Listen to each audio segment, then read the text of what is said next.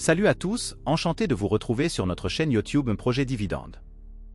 Dans cet épisode, partons ensemble à la découverte passionnante de l'univers de Vibrac, une entreprise française dont sa gamme de produits vise à couvrir les principales pathologies des animaux de compagnie et des animaux de production. Avant d'aller plus loin, il est essentiel de préciser que je ne suis pas un conseiller financier. Il est primordial que vous effectuiez vos propres recherches et preniez vos propres décisions avant d'investir dans une entreprise. Aujourd'hui, voici la présentation de Virbac, spécialisée dans la fabrication et la distribution de produits de santé pour animaux. L'entreprise propose une gamme complète comprenant vaccins, hygiène dentaire, reproduction, dermatologie, parasiticides, diagnostics, antibiotiques, produits d'aquaculture, médicaments vétérinaires et aliments pour animaux. Ciblant les vétérinaires, les agriculteurs et les propriétaires d'animaux de compagnie, Virbac joue un rôle essentiel dans la santé animale à l'échelle mondiale.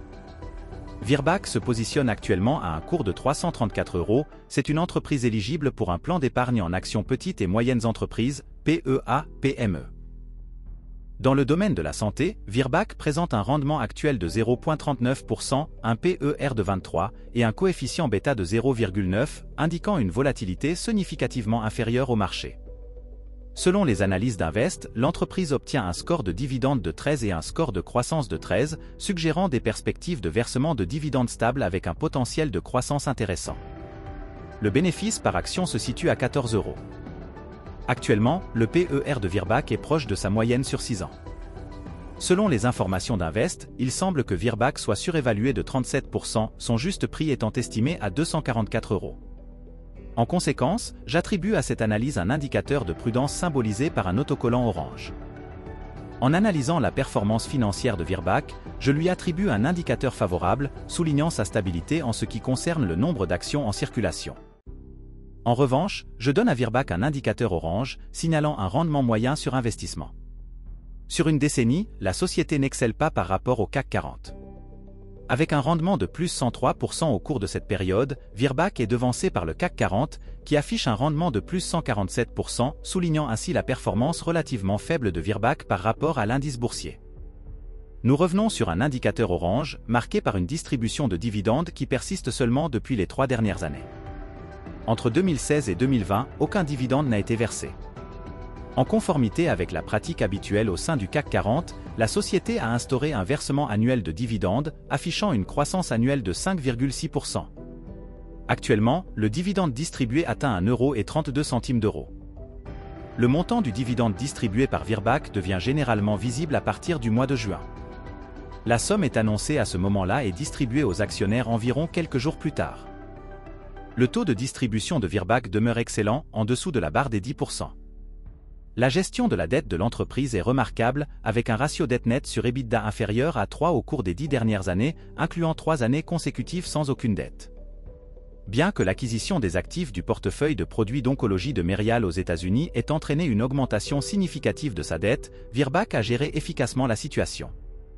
La société a interrompu le versement des dividendes pour rembourser rapidement cette dette, une décision avantageuse pour les actionnaires. En 2019, Virbac a acquis Profondet et Drontal aux États-Unis et au Canada auprès de Bayer Animal Health, et en 2021, elle a annoncé l'acquisition de Grupo Centrovet, une entreprise chilienne spécialisée dans les médicaments vétérinaires. Malgré ces acquisitions, Virbac n'a émis aucune nouvelle action et a continué à réduire sa dette, démontrant ainsi une gestion exceptionnelle. Cette stratégie souligne l'engagement de l'entreprise envers le développement et la diversification, renforçant sa réputation de gestion exemplaire. Selon les prévisions de Zone Bourse, Virbac devrait maintenir sa croissance du chiffre d'affaires tout en renforçant sa trésorerie. La progression du chiffre d'affaires de Virbac est remarquable, enregistrant une légère croissance constante, passant de 736 millions € en 2013 à 1,2 milliard € en 2022. Cette réussite s'accompagne d'une augmentation significative du bénéfice net, qui a augmenté de 60 millions € à près de 122 millions € au cours de la même période. Virbac maintient un niveau élevé de free cash flow par action et les marges semblent en augmentation depuis 2016, atteignant depuis 3 ans un seuil supérieur à 10%. Nous revenons à une évaluation prudente avec un indicateur en orange. En investissant 1 000 € aujourd'hui dans Virbac sans effectuer de renforcement tout au long de la période, le dividende projeté en 2044 serait d'environ 35 €. Cela peut être considéré comme relativement faible pour une détention sur 20 ans. Si votre objectif est d'obtenir un rendement élevé en dividendes sur une période similaire, il est possible que Virbac ne réponde pas pleinement à vos attentes dans ce contexte. Je pense qu'Invest tient compte de l'interruption de son dividende pendant 4 ans, ce qui a un impact significatif sur la projection du dividende sur une période de 20 ans. Cependant, l'entreprise, l'ayant déjà coupé, peut tout à fait reproduire ce schéma dans un avenir proche. Virbac affiche une situation financière robuste, marquée par une croissance constante du chiffre d'affaires et des bénéfices nets.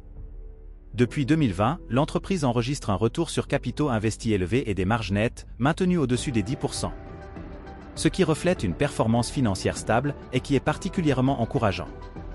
Virbac poursuit sa croissance grâce à des acquisitions stratégiques tout en demeurant à la pointe de l'industrie grâce à son engagement continu dans la recherche. La renommée mondiale de Virbac contribue à atténuer les risques financiers. Ces éléments positifs consolident la position favorable de l'entreprise dans le secteur. Virbac présente quelques défis à prendre en considération.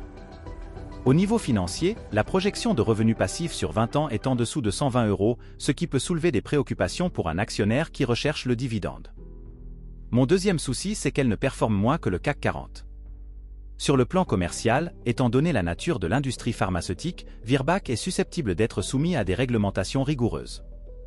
Tout durcissement de ces règlements pourrait engendrer des coûts supplémentaires ou des retards dans le lancement de nouveaux produits.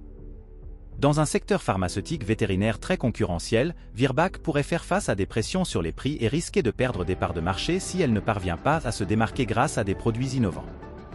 Pour résumer, le cours actuel de Virbac ne semble pas particulièrement attractif, affichant une surévaluation de 37% selon les évaluations d'Invest. Le rendement actuel du titre est modeste et sa projection sur 20 ans est relativement basse. Bien que Virbac ait les moyens de verser des dividendes, compte tenu de son faible endettement, je souligne une note de prudence en raison de sa croissance principalement axée sur les acquisitions. Cependant, l'entreprise est gérée de manière exceptionnelle, prête à suspendre les dividendes pour rembourser les dettes plutôt que d'augmenter le nombre d'actions en circulation. Cette approche, favorable aux actionnaires qui cherchent la croissance, témoigne de son excellence en matière de gestion. Malgré cela, il convient de noter que Virbac peut ne pas être considéré comme une option sûre pour un actionnaire orienté vers les dividendes. Cette société s'adapte idéalement à un investisseur axé sur la croissance du titre. Cependant, elle est considérée comme relativement standard pour les investisseurs à la recherche de revenus de dividendes, en particulier ceux qui approchent de la retraite ou qui adoptent une approche plus conservatrice. Pour les investisseurs spéculatifs, je maintiens un indicateur orange, car l'évaluation de l'entreprise en termes de prix peut être complexe. Bien qu'elle présente un fort potentiel de croissance, la surévaluation actuelle suggère qu'une chute abrupte pourrait se produire en cas de difficultés économiques. Je ne détiens pas d'actions de Virbac, car je privilégie les entreprises versant des dividendes plus conséquents ou ayant un historique de versement pratiquement ininterrompu. Cependant, pour un investisseur en quête d'une société affichant un fort potentiel de croissance, Virbac se révèle excellente. Bien qu'elle ne corresponde pas actuellement à mes critères d'intérêt, j'envisagerais sérieusement d'ajouter cette entreprise à mon portefeuille à des prix très compétitifs. Dans cette perspective, je placerai un premier ordre sur un support important à 253 € et j'envisagerai de renforcer ma position sur son deuxième support majeur, situé aux alentours de 220 €. C'est tout pour aujourd'hui, les amis. Si vous avez apprécié cette analyse sur Virbac et que vous souhaitez rester à l'affût des dernières informations financières et des analyses d'entreprise, n'oubliez pas de vous abonner à la chaîne, de laisser un pouce bleu si vous avez trouvé cela utile et bien sûr, activez la petite cloche pour ne manquer aucune de nos prochaines vidéos. Vos retours et commentaires sont également les bienvenus. Merci beaucoup pour votre soutien et à très bientôt sur la chaîne.